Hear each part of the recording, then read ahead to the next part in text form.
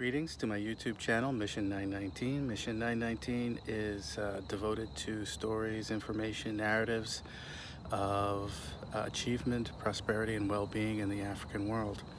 And today we're going to talk about the preliminary Emancipation Proclamation signed on this day, or issued this date, September 22nd, in 1862.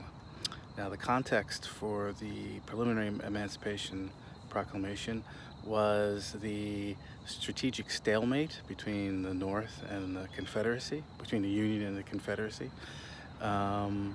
manpower shortages faced by the Union forces after the initial voluntary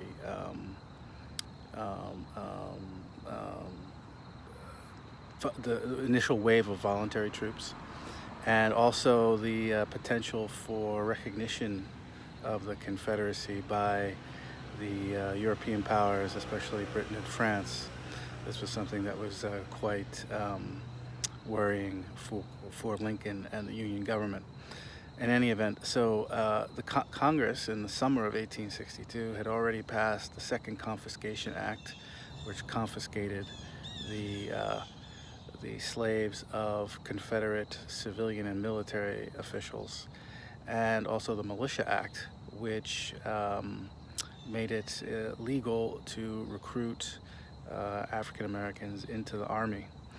So the the preliminary Emancipation Proclamation basically said that within 100 days, slaves in states or areas of states still in rebellion would thenceforward and forever be free. And so it changed the political character of the war. It introduced into it a revolutionary aspect. In other words, the status quo ante of the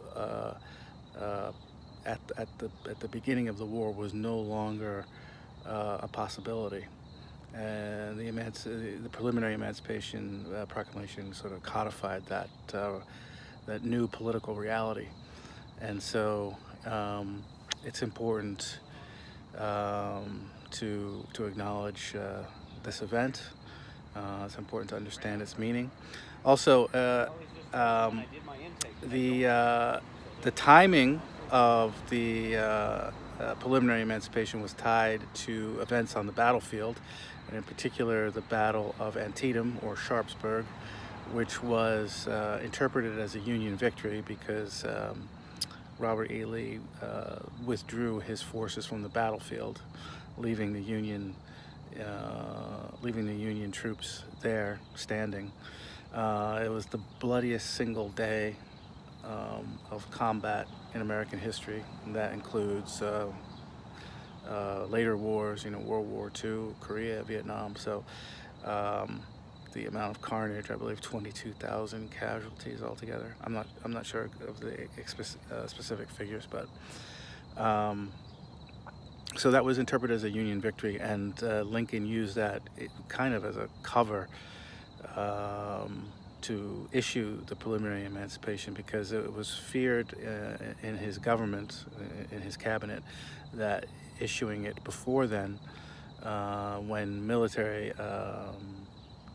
events were not going in the Union's favor, would be perceived as an act of desperation, would be politically less accepted in the North, and might even I suppose could encourage chicanery on the part of foreign powers if they sensed that the Union was particularly weak. Whether or not that was true or not, they did wait for what they could call a Union victory to announce it, and it changed the character of the war and changed the character of history by so doing. In the name of the ancestors and the unborn who are the same, Ashe, Ashe, Ashe, and we'll see you next time. Please like, share, and subscribe.